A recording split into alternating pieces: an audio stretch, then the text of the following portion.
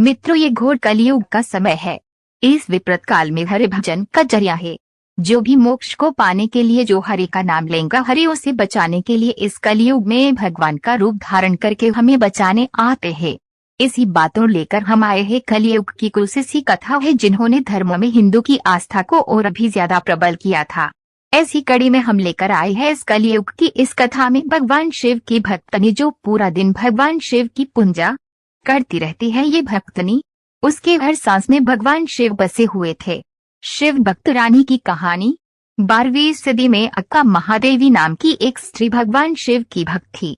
वह स्त्री भगवान शिव को अपना पति मानती थी। बालकाल से ही उन्होंने अपने आप पूरी तरह से भगवान शिव के नाम अपना जीवन समर्पित कर दिया था। जब वह स्त्री विवाह के लायक हुई तब वह एक राजा की नजर इन अक्का महादेवी पर उस राजा की नजर पड़ी।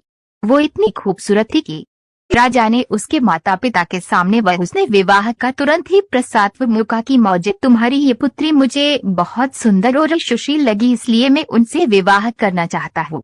ये बात सुनकर अक्का महादेवी की माता पिता ने उनके विवाह का इनकार कर दिया था। तब वह राजा ने वह महादेवी के माता पिता को धमकाकर उसके माता पिता ने उनकी शादी अक्का महादेवी से उनकी शादी करवाई। माता पिता का आज्ञा का पालन कराते हुए महादेवी ने उस राजा के साथ के शादी तो कर ली, लेकिन अपने पति राजा कौशिक को शारीरिक संबंध से दूर ही रखना को कहा।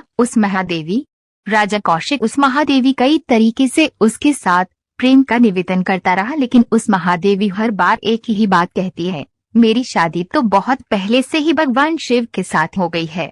ये कोई अक्का महादेवी कोई मतिभ्रम नहीं था, ये उनके लिए बहुत ही सच्ची बात थी।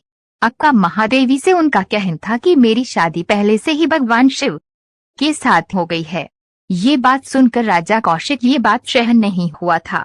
एक दिन राजा ने सोचा कि ऐसी पत्नी को साथ रखने में कोई अर्थ नहीं है और कोई भी लाभ नहीं है।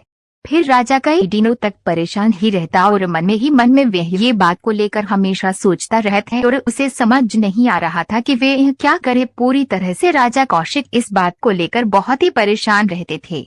तब ये बात को लेकर उसे अक्का महादेवी को अपनी राजसभा में बुलाया और राजसभा से उसे फैसला करने को कहा। जब सभा में उस अक्का महादेवी को पूछा गया कि तब उस महादेवी ने तभी भी कहती रही है कि मेरे पति कई और है। तभी राजा को गुस्सा आ गया। इसलिए राजा को गुस्सा आ गया कि इतने सभी राजसभा में सभा लोगों के सामने कहा कि मेरा पति राजा कौशिक नहीं बल्कि मेरे पति कई और है। इस बात को लेकर राजा को गुस्सा आ गया। 800 साल पहले किस राजा को इस बात को सहन करने की कोई आम बात नहीं थी। समाज में इन सभी बातों का सामना करना कोई आसान नहीं था। तब उस राजा कौशिक ने कहा कि अगर तुम्हारा विवाह किसी और के साथ हो गया है तो तुम मेरे साथ क्या कर रही हो, जाओ यहाँ से, तुम चली जाओ। ये सब राजा ने कहकर उसको राज दरबार से उसको निकाल दिया। तब अक्का महादेवी ने कहा थी खाई मैं चली जाती हूँ। ये बात कहकर अक्का देवी वहाँ से चली गई। भारत में भी उन दिनों में यह महिलाओं के लिए ये सोचना भी निस्वार्थ था कि वे हमेशा के लिए अपने पति का घर छोड़कर वह से भाग सकती है, लेकिन यह महादेवी अक्का वह से चल पड़ी। जब राजा कौशिक ने देखा कि अक्का बिना कोई विरोध से उसे छोड़कर जा रही है, तब राजा को क्रोध के कारण उसके मन में दृढ़ता आ गई। तब उस राजा ने महादेवी को कहा, जो तुमने कुछ पहना हुआ है, जो गहने कपड़े, ये सब कुछ मेरा है, ये सब कुछ तुम यहाँ पर छोड़ दो, फिर तुम यहाँ जा सकती हो। 17 और 18 साल की वह अक्का महादेवी ने अपने सभी गहने और सभी कपड़े वहाँ उतार दिए थे और वहाँ से वो निर्वस्त्र ही वह से महादेवी चल पड़ी थी। उस दिन के बाद उन्हें वस्त्र को पहनने से इनकार कर दिया था। तब उस महादेवी बहुत से लोगों ने उसे समझाने की कोशिश की उन्हें वस्त्र पहनने चाहिए, क्योंकि उनसे हम और तुमको भी बहुत परेशानी हो सकती है। लेकिन उस महादेवी ने इन सभी बातों पर की ध्यान नहीं दिया था। तब वो घने जंगलों से होते हुए वे कर्नाटक के विदार जिले में से कल्याण वह पहुंच गई। कर्नाटक का वह शहर भगवान शिव के नाम से वह बहुत ही प्रसिद्ध था। वह उसके बाद वह आध्यात्मिक सच में वे भाग लेने का प्रयास करती रही। धीरे धीरे महादेवी के नाम का आध्यात्मिक का वर्णन का प्रसार होने लगा था, जिसे प्रभावित होकर उसे महादेवी को बहुत ही बड़ी महानता दी थी।